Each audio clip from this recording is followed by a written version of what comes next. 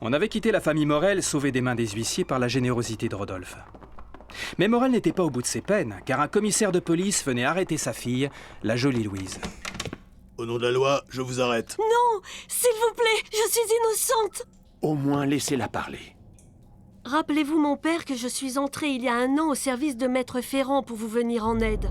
J'étais seule domestique avec Madame Séraphin, la femme de charge qui me rudoyait souvent. Mais j'endurais avec patience. Un jour, j'avais veillé tard pour finir des raccommodages et j'entendis marcher doucement dans le petit corridor devant ma chambre. Je demandai « Qui est là ?»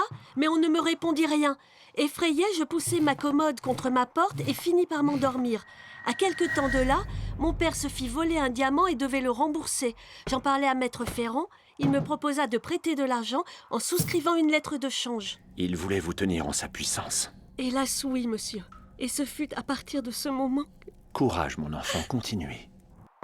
Je redoublai de zèle afin de reconnaître ses bontés. Il me regardait quelquefois à la dérobée d'une manière qui m'embarrassait. Un jour, Madame Séraphin sortit après le dîner contre son habitude. Mon maître me sonne, il était tout rouge et ses yeux brillaient. J'eus une peur affreuse quand il me prit dans ses bras, mais je parvins à m'échapper. Peu de temps après, je vis mes parents et leur en parlai à demi-mot. Oui, mais nous avons eu la lâcheté et l'égoïsme de laisser notre enfant retourner là-bas. Pendant quelque temps, il me laissa tranquille. Il ne me regardait même pas et je commençais à me rassurer un peu. La suite est affreuse. Un soir, Maître Ferrand et Madame Séraphin sortirent, me laissant ma ration d'eau et de pain. Je montai dans ma chambre et m'endormis soudain très vite sur ma chaise. Je m'éveillai, toujours dans ma chambre, mais couchée, et déshonorée par Maître Ferrand. Tu mens! Tu mens! Avoue que tu as cédé! Ville débauché! Je vous le jure, mon père, mais je n'arrivais pas à le rejeter. J'étais comme morte. Mais ce jour-là, votre eau n'avait-elle pas un goût amer et vos jambes semblaient alourdies? Oui, c'est vrai. Mais c'est bien sûr, de l'opium sans doute. Allons, mon enfant, achevez de nous dévoiler ce tissu d'horreur. Je continuais à être la victime de ce misérable, mais devais me taire car il menaçait de jeter mon père en prison. Hélas, je devins mère. Je fis en sorte de cacher ma grossesse. Seul Monsieur Germain, que je voyais parfois dans l'étude, m'interrogeait avec bonté au sujet de mes chagrins. Il travaille chez le notaire.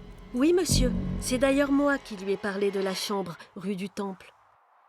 Bien malgré elle, Louise remit Rodolphe sur la piste pour retrouver Germain et continuer l'enquête.